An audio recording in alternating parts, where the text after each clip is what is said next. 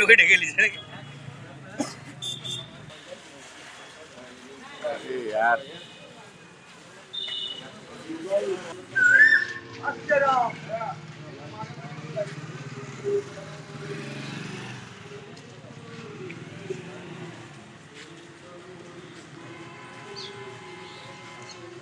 আজ সকালেই সাঁইথিয়ার মাছের বাজারে বাঙালি মাছ ভাত খেতে ভালোবাসে, আর সেই বাঙালিদের কথা আমরা শুনলাম মাছের বাজারে গিয়ে।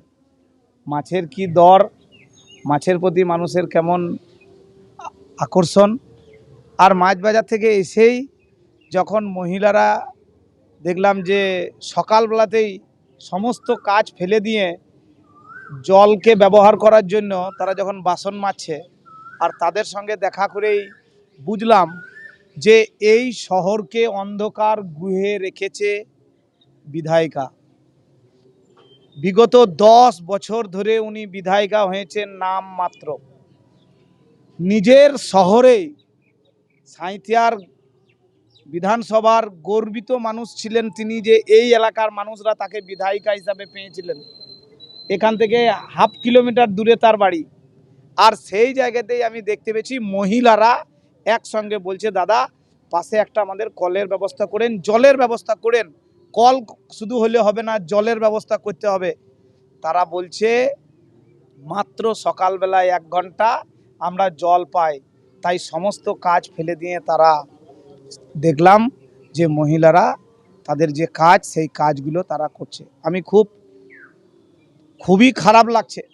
রাজনৈতিক মহলে এরকম ধরনের কাম্য নয়। আমরা জানি যে প্রত্যেকেই তার নিজের এলাকায় অন্ততপক্ষে কিছু মানুষরা আশাবাদী হয়।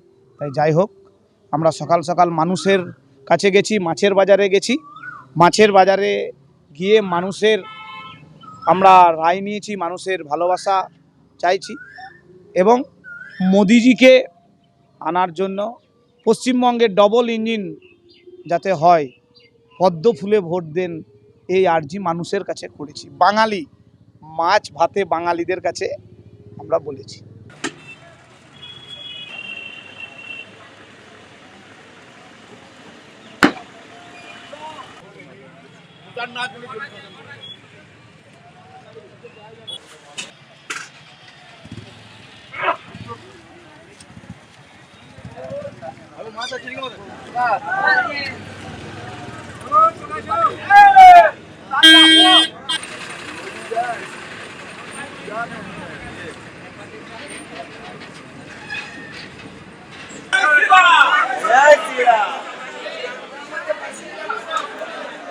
আমাদের ভিডিও ভালো লাগলে লাইক এবং শেয়ার করুন।